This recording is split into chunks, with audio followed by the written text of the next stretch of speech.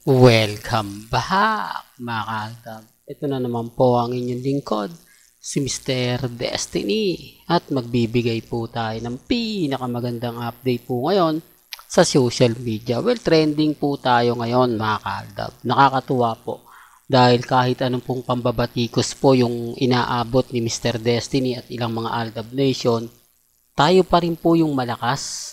Tayo pa rin po ang kumbaga nangunguna sa social media. Masakit pong tanggapin sa mga armain at sa mga main fanatics.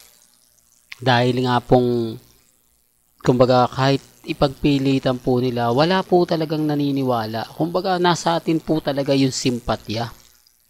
Di po ba? Nasa atin po talaga yung simpatya ng mga netizen. Ba't ganun yung Aldab nagtitrending? Akala ko ba wala na yan? Akala ko ba ano na sila ganito ganyan? Hindi po.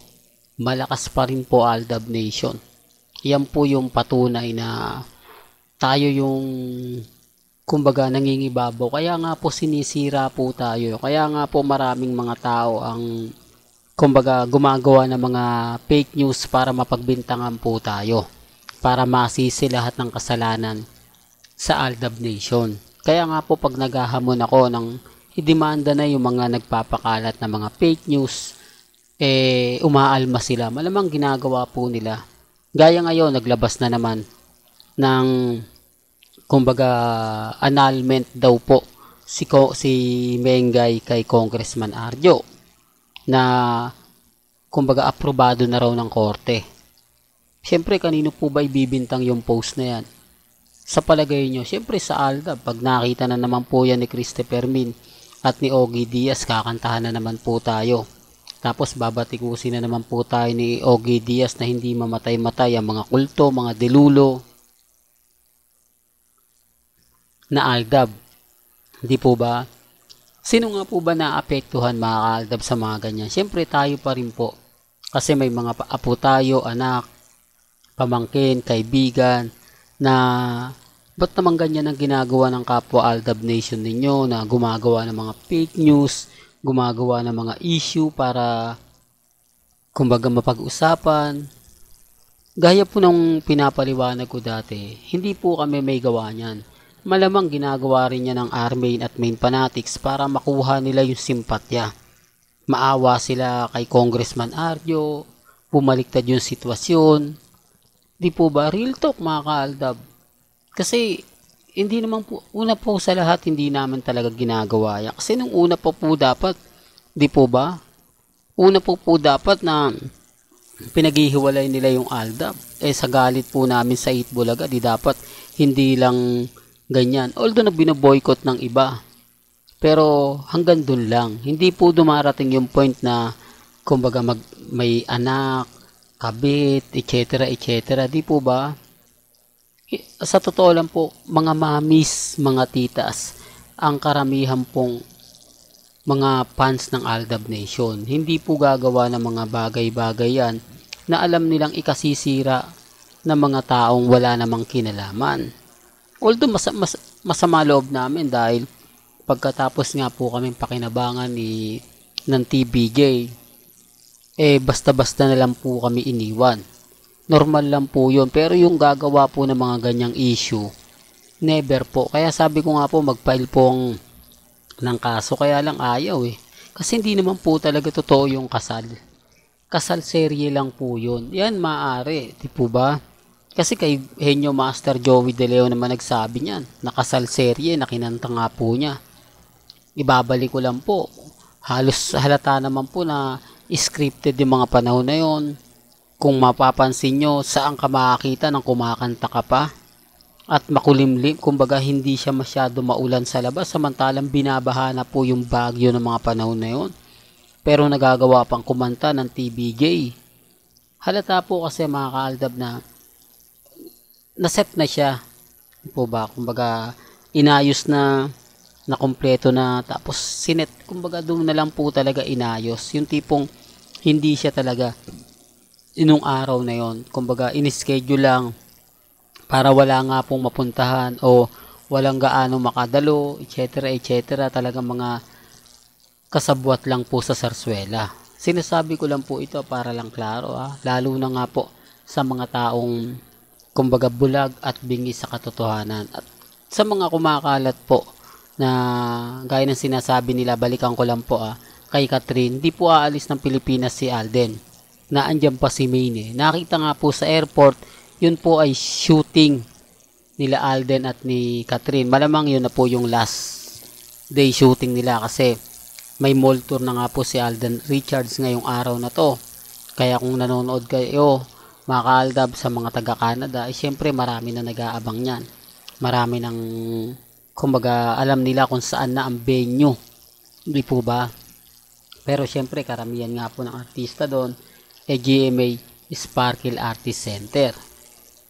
Di po ba? Kaya nga po mga kaaldab, ako, kampante ako sa mga nangyayari at nagaganap. Tayo, marami tayong naipapakita, marami tayong resibo. Sila wala po talaga. Nakakalungkot po para po sa kanila kasi hirap na hirap po sila na makakuha ng mga impormasyon. Tapos ang lakas pa ng loob na maghamon. Samantalang yung kay Mengay nga lang po, umaasa lang sila sa post ni Maine. Kapag walang post si Maine, wala silang update. Kapag walang post yung mga gumagawa ng mga edited, talagang hindi nila makita. Kaya nga sabi ko sa inyo mga kaaldab, yung mukha po ni Mengay na maliit, yung picture na kumakalat, di po ba? Kaya lang, gaya ng sinasabi natin, pansin naman po nila at alam naman po nilang edited, pero bakit nga po ba sila naniniwala? Yan lang yung simpleng ito lang po yung simpleng kasagutan, kasi wala po silang update. Wala silang post na may papakita at isasampal po sa mga taong kumbaga nagsasabing wala talaga si Mengay sa Athens, sa Greece, sa Europe. Di po ba? Kasi kahit sabihin na natin, ibigay na natin yung senaryo sa kanila na wala sa Canada. Bakit gumagawa sila ng mga edited picture na sa Greece? Di po ba? Kasi yung post ni Mengay, simple lang. Nasa ibang bansa siya, nandun na tayo. Pero ang tanong, bakit siya lang po lagi yung nagpo-post? Bakit madalas na makikita siya lang mag-isa? Nasaan yung kasama niya? Nasaan yung taong, kumbaga, na sinasabing naandun din po? Wala naman pong makita. At sino yung paniniwalaan nila? Mga taga District 1 o yung mga army? Siyempre kapwa nila army. Pero kung pupunta kayo sa website ni Congressman Arjo sa Facebook, makikita nyo po ron yung sagip tulong o yung truck wheel, yung sasakyan ni Congressman na umiikot kasama po si Congressman Arjo. Pero sinasabi nila matagal na daw po yun. Kumbaga, hindi, ang tagal na yan, nung nakaraan pa yan na bagyo. Oo, wala naman pong problema kasi kahit naman po anong gawin ko, anong pilit ko, yun at yun po yung sasabihin nila. Kaya nga po ko, hindi na ako basta-basta nagpapa-apekto. Hindi na ako basta-basta nagpapa-talo. Kasi alam natin ang buong istorya at buong kwento. Kaya relax lang po kayo lagi. Darating naman po yung point mga kaaldab na ako pa rin po yung wagi. Ako pa rin po yung panalo. At syempre, nasa atin pa rin po ang presensya ng Aldab Nation. Kaya yung mga nagsasabi na, hindi, Mr. Destiny, fake news ka, lahat ng sinasabi mo, hindi totoo. Wala naman pong problema. At least ako masaya. At least ako kampante. Galit po sila sa akin kasi tuloy-tuloy po yung update ng Aldab. Marami natutuwa sa atin, pero lahat naman po yun Aldab Nation. Maraming naiinis na Armin. Kasi tuluyan na nga po silang bumabagsak paunti-unti.